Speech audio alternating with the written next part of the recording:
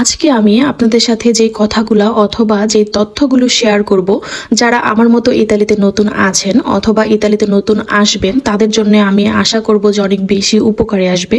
আজকে যে তথ্যগুলো আমি আপনাদেরকে বলবো এর মধ্যে এমন কিছু তথ্য আছে যেগুলো মেনে না চললে আপনি আপনার স্থায়ী ডকুমেন্ট পর্যন্ত হারাতে পারেন। সো হ্যালো এভরিওয়ান, আসসালামু আলাইকুম। আশা করি আপনারা সবাই ভালো আছেন।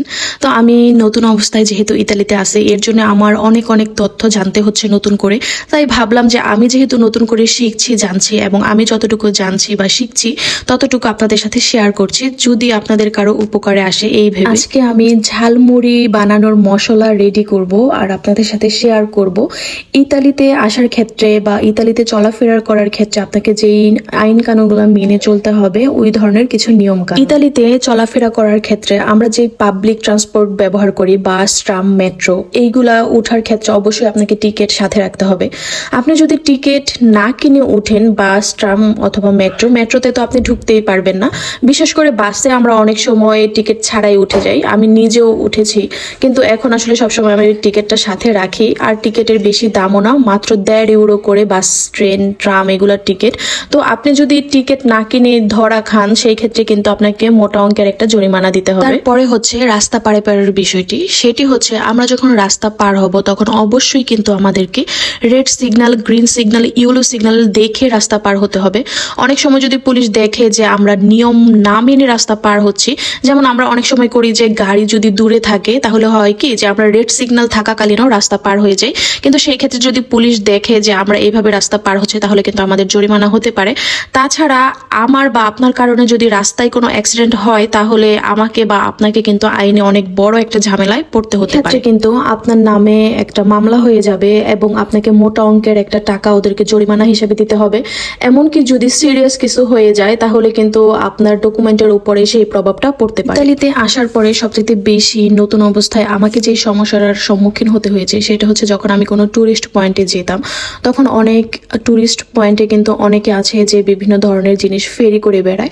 ওইখানে বাঙালি ভাইয়ারাও আছে, সাথে কিন্তু আফ্রিকানরা আছে। বাঙালি ভাইয়াদের সাথে কখনোই আমি দেখিনি কারোর সাথে খারাপ ব্যবহার করতে, কিন্তু যারা আফ্রিকান আছে তাদের থেকে আমি দেখেছি যে তারা আসলে মানুষের সাথে একদম ঝগড়া শুরু করে দেয়।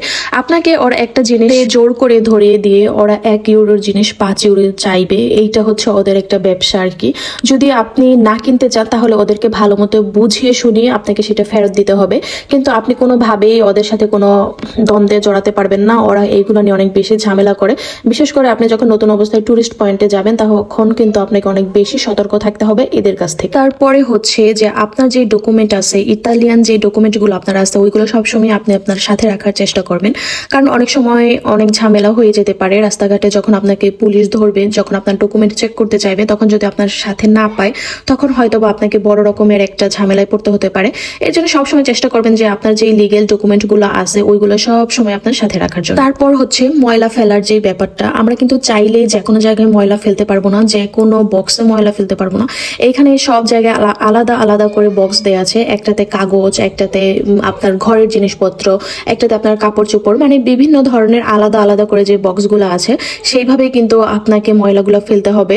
যদি আপনি কখনো ধরা পড়ে যান সেই ক্ষেত্রে কিন্তু আপনাকে জরিমানা করা হতে পারে। তারপর হচ্ছে যে আপনি আপনার সাংসারিক অথবা যে কোনো কিছু আপনি কিনতে গেলেন কোনো সুপার শপ অথবা কোনো শপিং মলে, আপনি কোনো কিছু কেনার পরে কিন্তু এখানে একটা নিয়ম আছে, আপনি যাই কিনেন না কেন, আপনি যদি 1 টাকারও একটা জিনিস কিনেন সাথে কিন্তু ওরা আপনাকে একটা রিসিট দিয়ে দিবে।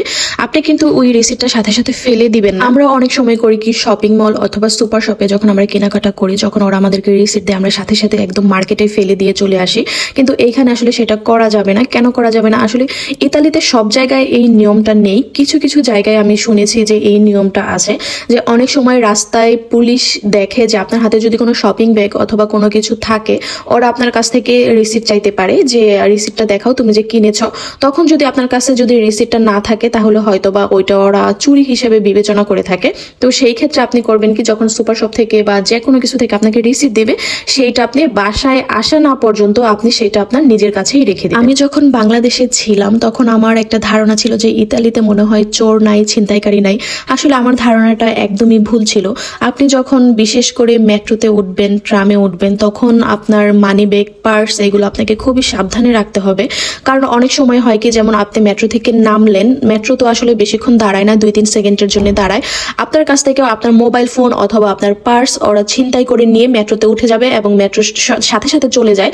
তো আপনি কিন্তু তখন আর পাবেন না। সেই ক্ষেত্রে আপনাকে চলাফেরা করার ক্ষেত্রে, বিশেষ করে মেট্রো লাইনে যারা চলাফেরা করেন বা করবেন ভবিষ্যতে, তাদের ক্ষেত্রে কিন্তু এই জিনিসটা অনেক বেশি মাথায় রাখতে হবে। তারপর হচ্ছে যে আপনাকে রাতে চলাফেরা করার ক্ষেত্রে আপনাকে অবশ্যই অনেক বেশি সতর্ক থাকতে হবে। ইতালিতে যেহেতু মাদক একদমই ওপেন খাওয়া হয়, মানে অনেক, আমি দেখেছি যে একদম ছোট ছোট বাচ্চারাও মাদক খেয়ে রাস্তায় অনেক বেশি হই হুল্লোড় করে। সেই ক্ষেত্রে ওরা অনেক সময় ফরেনার দেখলে বা ভিন দেশে দেখলে ওরা অনেক সময় যে আপনার কাছে আসতে পারে, আপনার সাথে ঝগড়া ওরা নিজেরাই করতে চাইবে, এরকম একটা অবস্থা ওরা দাঁড় করায়। তো সেই ক্ষেত্রে আপনাকে যেটা করতে হবে যে অনেক ঠান্ডা মাথায় ওদেরকে হ্যান্ডেল করতে হবে। আপনি অবশ্যই চেষ্টা করবেন না ওদের সাথে কোনো তর্কে যেতে, কারণ ওরা অনেক সময় গ্রুপ আকারে থেকে থাকে এবং আপনি যদি ওদের সাথে তর্কে জড়ান তাহলে হয়তো আপনাকে মারধর করতে পারে। সেই ক্ষেত্রে আপনাকে কিন্তু অবশ্যই সতর্ক থাকতে হবে, আর বিশেষ করে রাতে চলাফেরা করার ক্ষেত্রে। তারপরে হচ্ছে যে ইতালিতে ইফটিজিং এই জিনিসটা কিন্তু নাই বললেই চলে, কিন্তু ভিনদেশি অনেকরাই নাকি পার্কে অথবা কোনো মেয়ে, ইতালিয়ান মেয়ে দেখলে এরকম করে। সেই ক্ষেত্রে কিন্তু আপনার জান নিয়ে নেবে ওরা, এরকম একটা অবস্থা হয়ে যায়। মানে আইনের যে একটা নিয়ম আছে, আমি আসলে এইটার নিয়মটা ওইভাবে জানি না, কিন্তু আমি যতটুকু শুনেছি যে এইটা একটা ভয়াবহ রকমের অপরাধ এইখানে ইতালিতে। কিন্তু ইতালির মানুষরা অনেক বেশি ফ্রেন্ডলি, আমি যতটুকু দেখেছি। সবাই না, কিন্তু সবাই, অনেকে মাইন্ড করতে পারে, অনেকে নাও করতে পারে, অনেকে মজার ছলে নিতে পারে, কিন্তু আপনাকে কিন্তু এই বিষয়ে অবশ্যই সতর্ক থাকতে হবে। ইতালিয়ানদের কাছে এখন বাংলাদেশে একটা আতঙ্কের নাম হয়ে গেছে। আসলে আমরাই এরকম একটা সৃষ্টি করেছি ওদের কাছে, আমাদের ব্যবহার, আচার ব্যবহার এইগুলো দিয়ে। তো আমি বলবো যে নিজের দেশের বদনাম হয় বা নিজের দেশের মানুষকে ওরা ছোট চোখে দেখে, এরকম কোনো কাজ অবশ্যই আপনারা করবেন না। কার চেষ্টা করবেন যে ভালো মতো থাকার জন্য। রিজিক হচ্ছে আল্লাহর কাছে, তো আপনারা সবাই চেষ্টা করেন, ভালো থাকেন সবাই, ভালো রাখেন সবাইকে। আল্লাহ হাফেজ।